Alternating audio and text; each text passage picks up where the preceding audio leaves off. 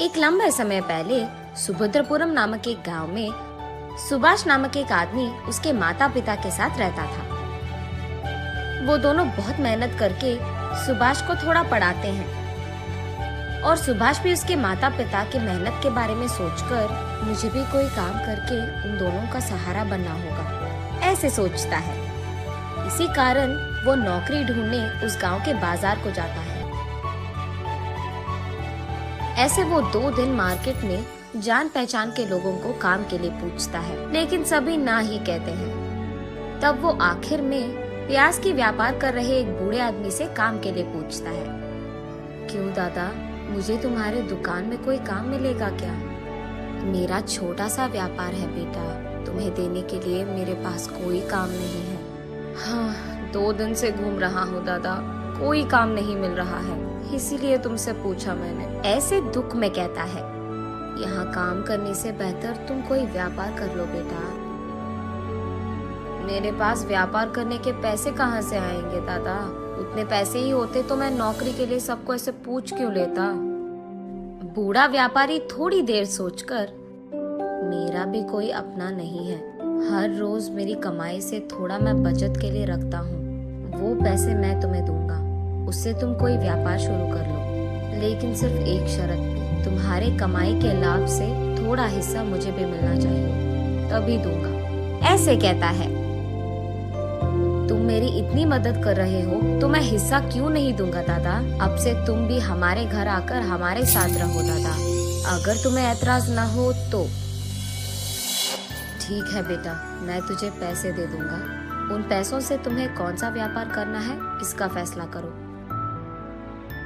ठीक है दादा, ये कहकर वो वहाँ से अपने घर चले जाता है।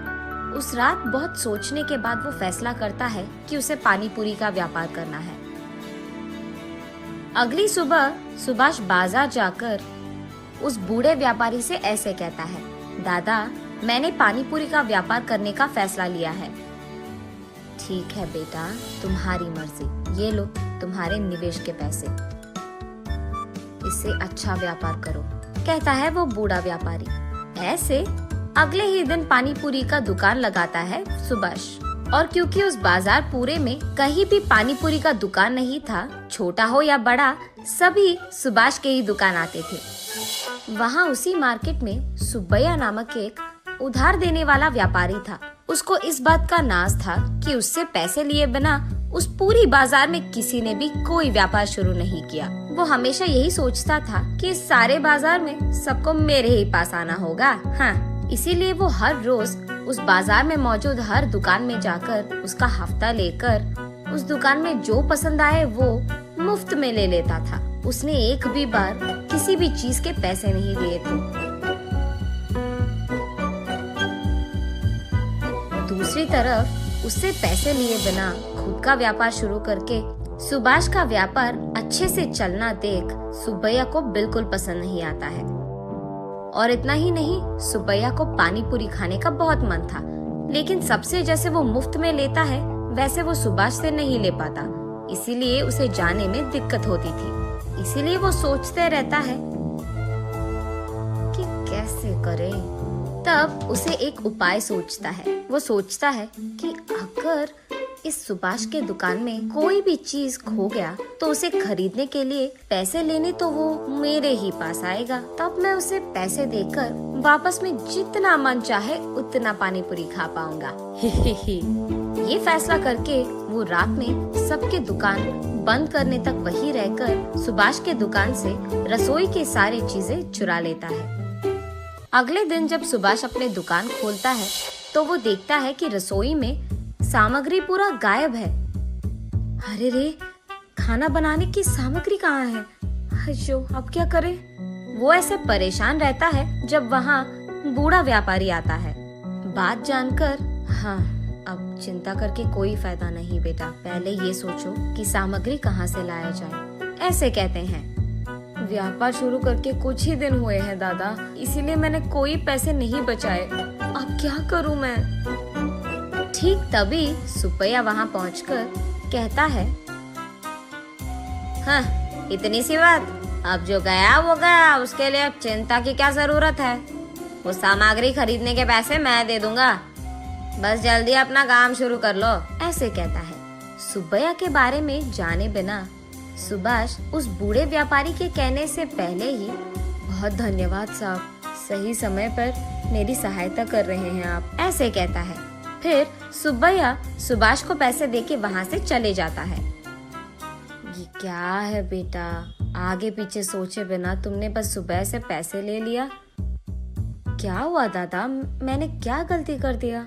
हमारा व्यापार तो ठीक चल रहा है ना, तो बस उसका उधार जल्दी चुका दूंगा, ऐसे कहता है सुभाष। तुम्हें सुब्बैया के बारे में कुछ नहीं पता। उसके पास एक बार उधार जो ले लिया, हमेशा हमेशा के लिए पैसे लौटाते ही रहना पड़ेगा। इतना ही नहीं, उसको अगर हमारे दुकान में कोई भी चीज पसंद आ गया, चाहे वो कोई भी चीज हो, वो मुफ्त में ले लेता है। इस सारे बाजार में मैंने सोचा सिर्फ तुम हो जो उसके मुंह नहीं लगे, लेकिन आज तुम भी उसके जाल में फंस गए। अरे रे, हाँ क्या? पर मुझे पता नहीं चला कि मैं क्या करूं दादा। पैसे दे रहा था तो मैंने सोचा कि सहायता कर रहा था। हाँ चलो कोई नहीं, जो होगा सो होगा, देखा जाएगा।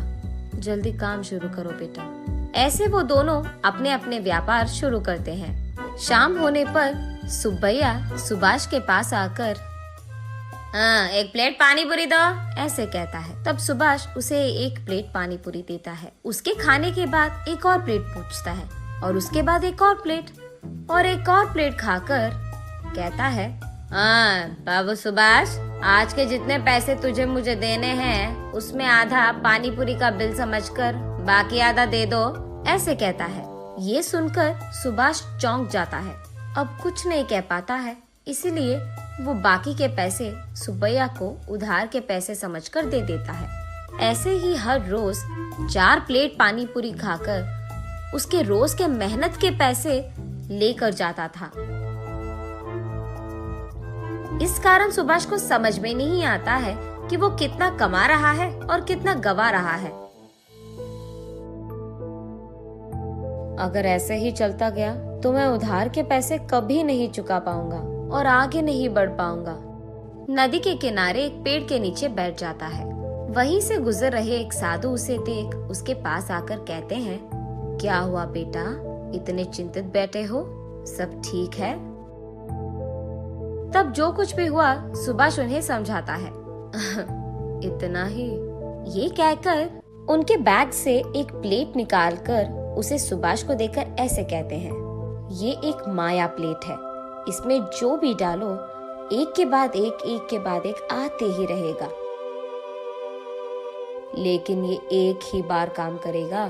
तुम अपने तेज दिमाग से इसका सही उपयोग करो और अपने आप अपने मुसीबत का हल ढूंढो, ऐसे कहते हैं। बहुत बहुत धन्यवाद स्वामी, ये कहकर वो दोनों वहाँ से अपने अपने रास्ते पकड़ते हैं। अगले दिन सुभाष हमेशा की तरह अपना दुकान चलाते रहता है।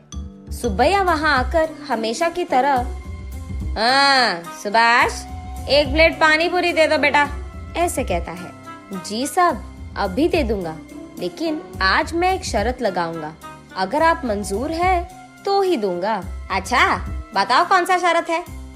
प्लेट में मैं जितने पानी पूरी देता हूँ उतना आपको छोड़े बिना पूरा खाना होगा। अगर आप खा पाए तो मैं हर रोज आपको दुगने हफ्ते के पैसे और दुगना पानी पूरी दूंगा, और अगर आप नहीं खत्म कर पाए तो मेरे से ही नहीं, इस बाजार में किसी से भी आप मुफ्त की कोई चीज नहीं लोगे। मंजूर है?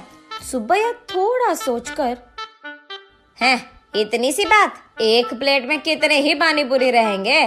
ज्यादा से ज्यादा 10 ही रहेंगे, खा के प्लेट फेंक भी दूंगा। है ठीक है सुभाष, मुझे ये शर्त मंजूर है, दो वो पानी पूरी का प्लेट। ये लो साहब, ये खाओ, ये कह के वो प्लेट देता है। सुब्बैया जितना भी खाए उस प्लेट में पानी पूरी खत्म ही नहीं हो रहा है, सारे पानी पूरी वही के वही रह जाते हैं।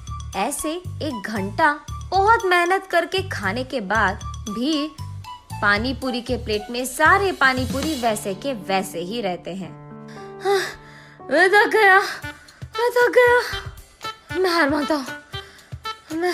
मानता हूँ, ऐसे कहकर वो अपने पेट पे हाथ रखकर अपने आप को खींचते हुए उसके घर पहुंचता है। ये देख उस बाजार में सारे दुकानदार सुभाष की शुक्रिया अदा करते हैं कि उसके वजह से उनके मुसीबतों का हल मिल गया। और सुभाष अपने मन में साधु का धन्यवाद करता है